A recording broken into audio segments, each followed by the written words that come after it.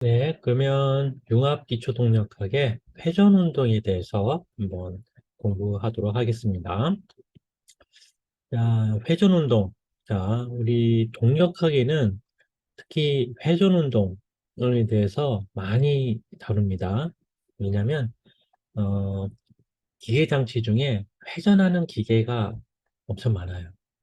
모터, 모터도 운동하죠. 네, 바퀴, 우리 자동차의 앞바퀴 대한 그 회전하는데 이 바퀴를 돌려서 자동차가 앞으로 전진하게 됩니다. 그때 이 바퀴의 회전한 길이만큼 자동차가 앞으로 가겠죠. 네. 네, 운동을 많이, 즉 회전 운동을 많이 다루고 있고요. 네. 다음 비행기. 비행기 보면 이제 이게 하늘 나르는 비행기의 창 밖으로 보면 이게 엔진이 이렇게 보이는데 제트 엔진이 보이는데 제트 엔진 가운데 보면 또 원운동하고 있어요. 이렇게 기계 장치 중에는 이렇게 직선 운동 하는 것도 있지만은 이렇게 회전 운동하는 게 상당히 많습니다. 때문에 이것도 속도, 가속도 같이 동력학적으로 많이 이용하니까요. 한번 공부를 한번 해보죠. 자, 일단은 회전 운동 하기 전에 일단은 원에 대한 내용을 한번 확인하고 넘어가겠습니다. 자, 원둘레라는 게 있어요. 원의 둘레는 원의 둘레를 말하는 거죠. 근데 이제 이 그림에서 보면, 자, 이런 원형인 바퀴가 있다고 해보죠. 그 중에 어느 바퀴의 한 지점을 A라는 걸로 마킹을 해놓고, 그다음에 이 원을 즉 바퀴라고 하죠. 예, 바퀴를 한 바퀴 돌렸다고 해봐요. 그러면 이제 떼구르르 구르면 이제 구르면서 여기서 처음에 A라고 하는 이제 점이 회전하면서 저 위에 여기 두 번 가운데 여기 점으로 이동하겠죠. 그다음에 더 굴려요. 그러면 다시 A 지점, 원래 처음 시작했던 이제 지점하고 같은 지점이 되게끔 이게 됐을 때, 즉 원을 한 바퀴 돌렸을 때 그 원의 한 바퀴가 그 이- 원의 한 바퀴만큼 길이가 곧 원의 둘레죠. 원의 둘레만큼 길이가 나온다는 거죠. 그래서 즉 그 원의 둘레가 곧 이동 거리다.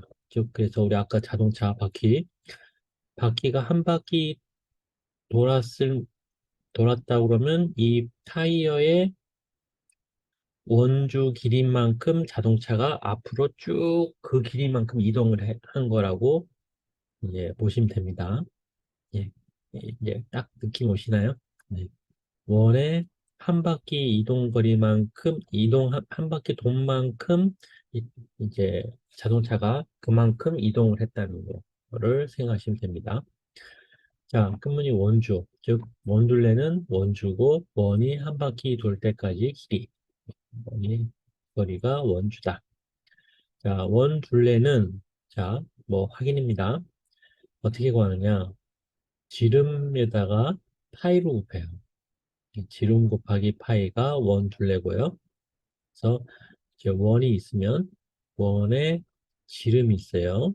예, 지름을 알고 있어. 그러면 지름에다가 파이를 곱하면 원둘레를 구할 수 있어요. 또는 우리 반지름을 이용할 수 있어요. 반지름의 두 배가 지름이죠. 지름의 반이잖아요. 네, 지름의 반을 곱하기 2를 했으니까 지름이 되는 거죠. 네, 그래서 원의 반지름인데 원의 반지름을 두 배를 하면 지름이 되고 지름 곱하기 파이가 곧 원둘레이다. 네, 이렇게 나타낼 수 있죠. 그러면 다음 이제 원주율에 대해서 공부하겠습니다. 원주율 우리 파이라고도 많이 하고요. 3.14259라고 시작하는 예. 자, 그러면 원이 있고 지름이 있고 반지름이 있다고 해봐요. 그때 원둘레와 지름의 비율, 즉 원둘레가 있고 지름이 있어요. 네, 그러면 그 비율을 어떻게 내냐? 3.14259이 나뉘나이 됩니다. 그래서 이게 소수점 단위다 보니까 이거 쓰기가 좀 번거로우니까 그냥 파이라고 이름을 정했어요. 네, 그래서 파이입니다. 그러면 자, 만약에 지름이 1m인 바퀴, 지름이 1m인 바퀴라고 해보죠. 그러면 이 바퀴의 원 둘레는 얼마일까요? 하는 건 뭘까요? 즉, 파이미터입니다. 파이미터. 즉, 여기 지름이 1이에요. 원 둘레는 몰라. 근데 우리 이 공식에는 파이잖아요. 그래서 원 둘레는 파이 곱하기 지름 1이니까 파이가 되는 겁니다. 그래서 옛날 우리 선조시대 때 너는 이제 1m짜리 바퀴를 만들고 싶다. 그러면 이제 원 둘레 이제 그때 나무로 바퀴를 만드니까 그건 나무를 3.14m 정도로 나무를 준비를 하는 거죠. 그러면 쭉 나무를 이어서 만들면 바퀴가 딱 만들어진다는 거죠. 예. 옛날 사람들은 참 그 수학도 없고 여러 가지 공학적인 지식도 없을 텐데도 삶의 경험을 통해서 알아낸 것 같습니다. 네. 아시겠죠? 네. 그래서 바퀴를 내가 원하는 그 바퀴를 지름만 알고 있으면 그 나무를 이렇게 이어서 얼마나 준비를 하면 되는지 나무 길이를 준비하면 되는지를 알 수 있었다. 자, 이렇게 됐고요. 네. 그리고 아까 설명했던 이제 공식 원 둘레는 파이 곱하기 지름 그 다음에 파이 곱하기 2r 반지름의 두 배를 한 거로 구할 수 있다. 이게 공식이고요. 이게 원주율에 대해서 아시겠죠? 다음, 그럼 퀴즈입니다. 자, 제네시스 자동차. 제가 한번 찾아봤어요. 제네시스 타이어 규격을 보니까 타이어의 지름이 그러니까 703.1mm더라고요. 예, 여기 타이어 규격이. 네. 그러면 약 700mm라고 하고 했을 때 저희 대림대학교 자동차관에서 제일 가까운 전철역이 안양역입니다. 예. 한번 내비게이션 찍어봤더니 딱 1km예요. 1km. 우리 SI적도 키로 배웠죠. 즉 뭐냐? 1km는 1000m입니다. 네, 1000m고요. 그러면 이 타이어가 몇 바퀴를 회전하면 안양역까지 도착하겠는가? 이게 퀴즈입니다. 일단은 풀이 과정을 한번 구해봤어요. 네. 자, 타이어 원둘레는 파이 곱하기 D래요. 네, 지름이 700mm예요. 700mm입니다. 그래서 8 곱하기 700mm 해서 되고 이거를 이제 3.1415 곱하기 700 하니까 약 2200mm예요. 2200mm, 2200mm가 이 원의 둘레입니다. 다음, 원 둘레 곱하기 타이어 회전수 하면 즉 요게 한 바퀴 돌았을 때 원둘레고요. 두 바퀴, 세 바퀴 돌면 그만큼 이 이제 돈 횟수만큼, 회전수만큼 이동하는 거리가 나오겠죠? 때문에 타이어 원 둘레 구했어요. 그다음에 대림대학교 자동차관에서 안양역까지의 거리가 1km라고 했어요. 그러면 공식을 대보면 이렇게 타이어 원 둘레 여기 구했던 2200mm, 안양역까지의 거리는 1km라고 했어요. 그럼 타이어 회전수로 구할 때는 이게 방정식이죠? 그러면 이렇게 보면 1km 하고 2200mm가 되는 겁니다. 그러면 제가 첫 시간에 그랬죠? 계산을 하려면 어떻게 된다고? 단위를 맞춰야 된다고 했어요. 킬로미터랑 밀리미터는 단위가 안 맞아요. 때문에 단위를 통일시키려고 하는데 미터로 한번 해볼게요. 1km는 1000m고요. 2200mm는 밀이라는 게 10의 마이너스 3승이라고 했잖아요. 즉 2200 곱하기 10의 마이너스 3승 하면 뭐다? 2.2m가 됩니다. 네. 잘 째려보시면 잘 눈에 보일 거예요. 자, 그러면 자 여기서 보면 이 미터, 분자, 분모가 단위가 같네요. 그러면 뭐다? 계산을 할 수 있어. 그러면 계산기를 두들겨 보면 뭐다? 454.5 회전을 한다는 거죠. 즉, 이 제네시스 타이어가 자, 있는데 이게 이 타이어로는 454.5 회전을 하면 안양역까지 간다는 거죠. 네, 이걸 계산할 수 있어요. 이렇게 계산하는 과정 단순하겠지만은 단위를 맞춰서 통일시켜서 계산하는 이 과정이 아주 아주 잘 이제 실수하지 않도록 확실하게 해줘야 됩니다. 그래야지 답이 맞아요. 결과가 맞아요. 이 공학은 결과가 되게 중요하다고 했죠. 중간 과정보다도. 예.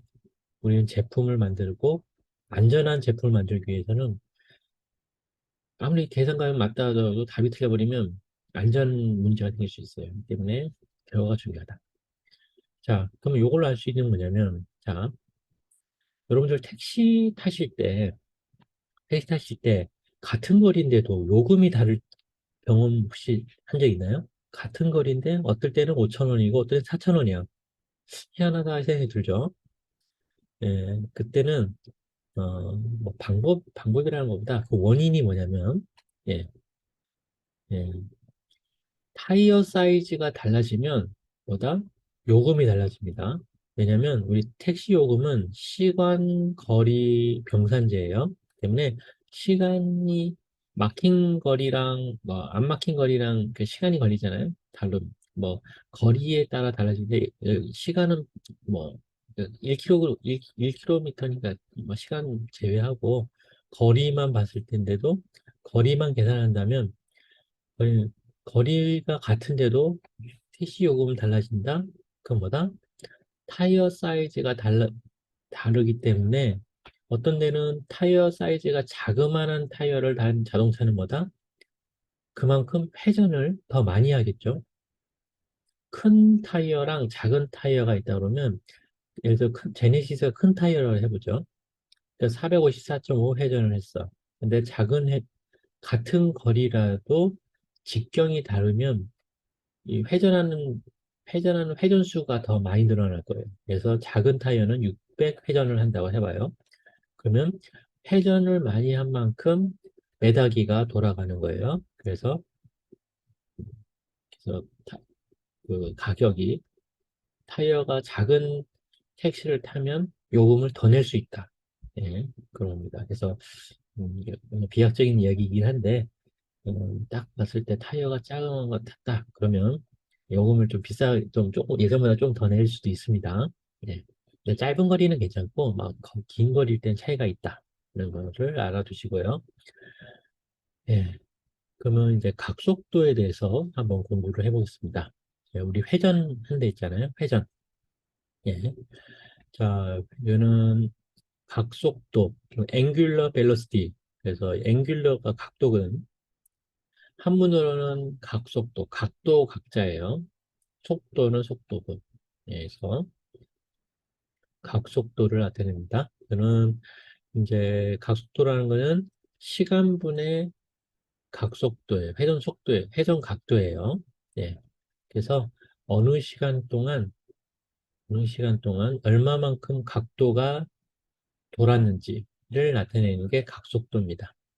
그래서 이거는 회전축이 얼마나 빠르게 도는지를 나타내는 크기예요.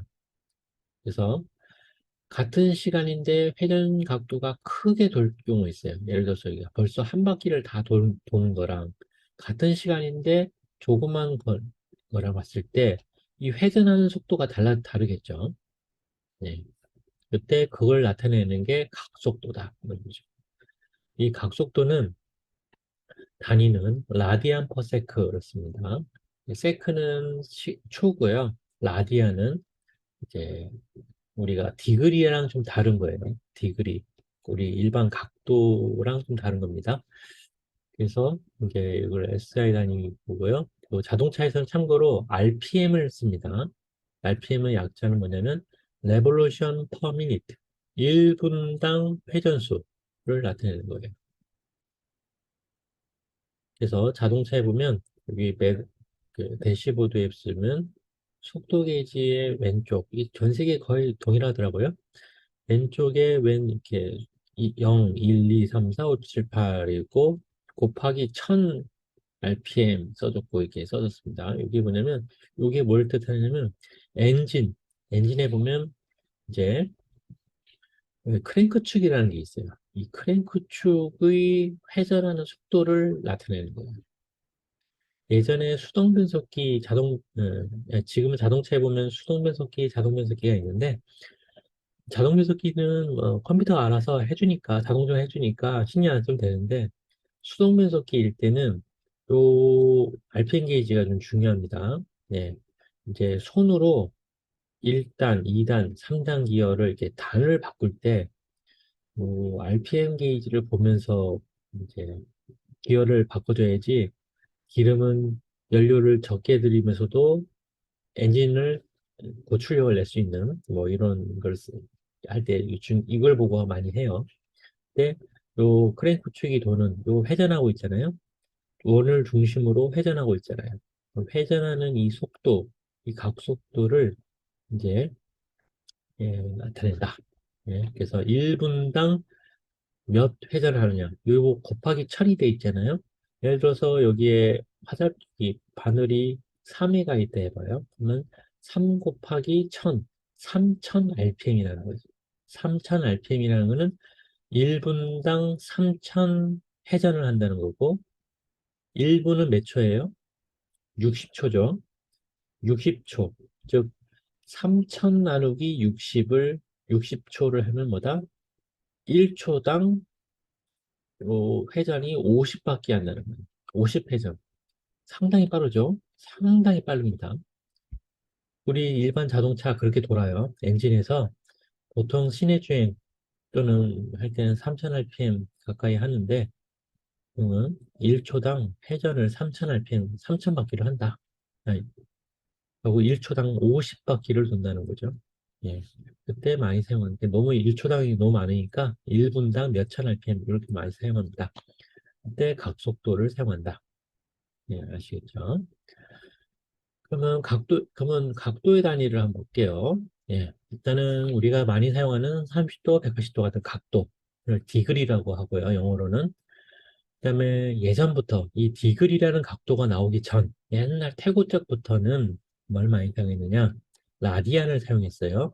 그래서 우리가 6분의 파이, 12분의 파이 같이 라디안을 이제 파이를 이용한 거. 아까 파이라는 게 어디에 쓰여져 있죠?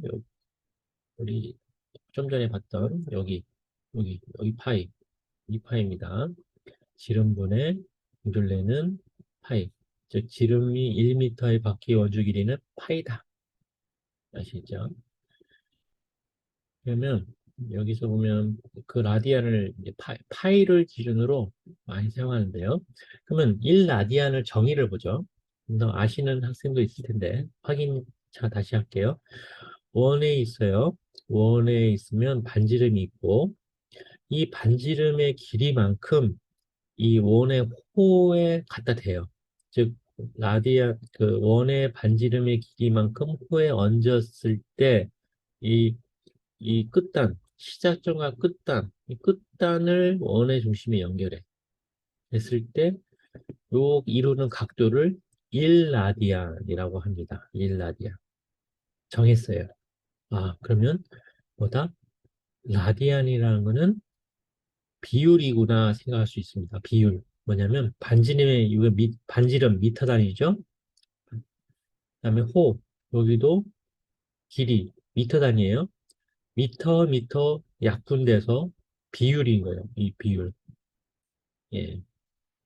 그래서 이게 요거를 1라디안이라고 정한 겁니다. 예.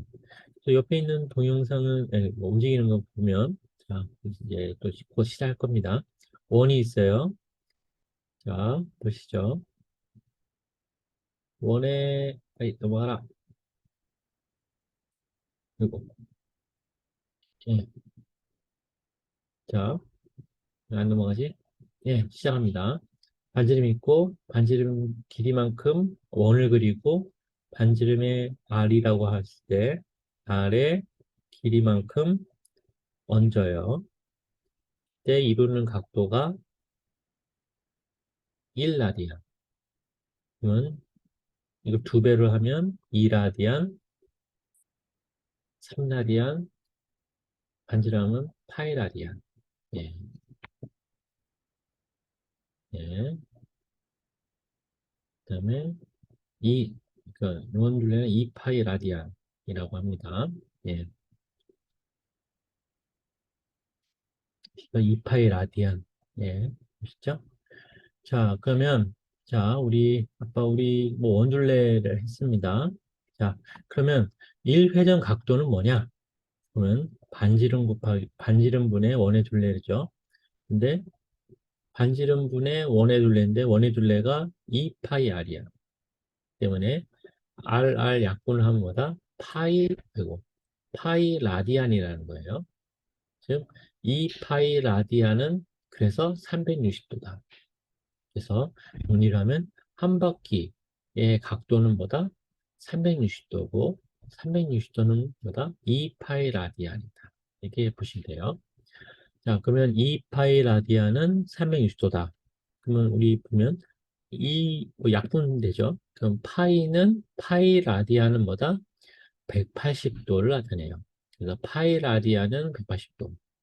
그러면 1 라디안은 뭐냐? 그 파이를 항을 넘기면 분모로 옮겨지죠. 그러면 파이분의 180, 즉 57.3도가 되는 거예요. 1 라디안은 57.3도. 즉 여기 반지름 호만큼 얹었을 때 이루는 각도 1 라디안이 곧 57.3도를 나타내는 거예요. 자, 그러면 참고로 이제 라디안은 뭔지 아시겠죠? 원의 둘레의 길이를 이용해서 각도를 나타낸다는 거죠. 옛날 사람들은 뭐 이렇게 정확하게 각도기도 없고 뭐 그러기 때문에 원주의 둘레를 길이를 이용해 가지고 각도를 이제 쟀어요. 그래서 뼘을 이렇게 하든 뭐 이렇게 아무튼 예. 그래가지고 뭐다? 한 바퀴의 원주의 길이는 360도면 2파이 라디안. 오케이. 예, 그때는 뭐 각도기 없었을 테니까 이게 더 직관적이었을 거예요. 그러면 2분의 1 바퀴, 반 바퀴일 경우는 180도. 그럼 파이 라디안. 예를 들어서 4분의 1 바퀴, 4분의 1 바퀴의 각도는 뭐다? 우리는 90도라고 하고 얘네들은 180도의 반, 그러니까 파이의 반이겠죠? 그래서 2분의 파이 라디안이라고 합니다. 하고 6분의 1 바퀴, 그러니까 60도, 60도는 어떻게 되느냐? 즉 이제 60 곱하기 3 하면 180이잖아요. 때문에 60도는 3분의 파이 라디안이라고 해요. 그래서 이렇게 해서 나타냅니다. 그래서 최소한 우리 공학을 하는 사람으로서는 특히 기계 계열 이쪽에서는 예, 각도를 나타낼 때 디그리뿐만 아니고 라디안을 이제 눈에 많이 익숙하게 해줘야 돼요. 그래서 3분의 파이 라디안이라고 하면 뭐다? 이거, 예, 3분의 파이 라디안이라고 하면 뭐다? 60도를 말하는구나. 예, 예, 눈에 많이 익혀놓으시면 좋습니다. 예, 이거 말고도 많은데 대표적인 것만 넣어놨어요. 예, 그래서 여기까지 하고요. 원 운동에 대해서 예, 공부를 했고요. 어, 음, 아이고, 여기까지 하려고 했었는데 좀 더 하죠. 네, 그래서 이제 직선 운동하고 곡선 운동의 속도와 가속도는 각가속도와 각가속도랑 이런 관계를 가지고 있다. 여기 직선 운동이고 곡선 운동이에요. 그래서 수식은 복잡해 보이는데 일단 설명 건너뛰고 자, 네. 자, 속도랑 가속도랑 개념은 같고 좀 이 직선 운동이냐 곡선 운동이냐만 다를 뿐이지 개념은 같다는 겁니다. 이거는 그냥 스킵을 할 텐데 어려운 내용은 아니다. 이런 거죠. 그다음에 원주 가속도는 어디에 쓰이느냐? 좀 전에 말했던 각가속도 이용해 가지고 하는 건데요. 자, 원주 속도는 뭐다? 반지름 곱하기 각속도예요. 예. 그다음에 원주 가속도는 반지름 곱하기 각가속도예요. 그래서 각속도, 각가속도는 뭐다? 좀 전에 했던 각속도, 각가속도를 나타내는 거고요. 그래서 반지름을 곱하면 되는 거예요. 각속도 곱하기 반지름, 각가속도 곱하기 반지름 하면 원주 속도랑 원주 가속도를 구할 수 있는데 이게 어디에 쓰이느냐? 엔진, 예를 들어서 여기에도 쓰여요. 엔진에 보면 여기 그 피스톤이 직선 운동을 회전 운동을 바꿔주는 이렇게 해서 엔진 움직이는데 이때 이게 크랭크축 위에 보면 여기 커넥팅 노드 여기 점 중심점 이렇게 있으면 이 B점이 원운동을 하게 되는데 이 B점이 나타내는 속도랑 가속도를 원주 속도, 원주 가속도라고 하는 거예요. 즉, 원, 원이 있고, 원이 있고, 원의 반지름이 있어요. 그래서 이 원운동을 하는데, 이 반지름 길이만큼 떨어진 데서의 속도가 원주 속도고, 원 운동하는데 그 반지름만큼 떨어진 P점에서의 가속도를 원주 가속도라고 합니다. 참고로 여기 접선 방향 원 운동의 원 이게 그 원 중심의 직교하는 그 방향 원주 방향이라는데 그래서 원주 이름을 붙인 거예요. 아시겠죠? 예. 참고로 이제 인공위성 같은 경우는 자 지구가 있고 인공위성이 있죠. 인공위성이 떠 있는데 참 인공위성이라는 게 참 이 높이를 그대로 유지하면서 돕니다. 이 도는 이유가 뭐냐면 자 어떻게 하면 가만히 이게 높이가 일정하게 고도를 유지하면서 날까? 이거는 뭐 이거 어렵지 않습니다. 자 이게 원래는 무게가 있으면 지구는 서로 잡아당기려고 해요. 만류인력 법칙에 의해서 지, 지구랑 인공위성 잡아당기는데 이 지구가 워낙 질량이 크기 때문에 이게 큰 쪽으로 끌어당겨지는 거예요. 마치 중력이 작용을 해서 끌어당겨집니다. 그래서 가만히 있으면 이게 그냥 뚝 떨어질 거예요. 지구 중심 방향으로 뚝 낙하를 하게 될 거예요. 근데 이 인공위성이 회전을 해요. 원주 방향으로 회전을 해요. 원주 방향을 회전하면 원심력이 발생을 합니다. 우리 놀이기구 하면 회전을 하는 놀이기구인데, 이거 보면 이거 어린애들이 붕 떠 있죠? 왜냐면 회전을 하면 원의 중심에서 바깥쪽으로 힘이 작용해요. 즉, 원심력이 작용해서 이렇게 붕 뜨게 됩니다. 인공위성도 회전을 하게 되면 원심력이 작용하게 돼가지고 힘이 원 중심의 바깥쪽으로 원심력이 작용하게 돼요. 그때 인공위성이 일정한 궤도를 유지하려면, 즉, 구심력, 즉, 중력의 힘만큼 원심력이 작용을 하면, 이게 떨어지지도 않고 멀어지지도 않고 일정하겠죠.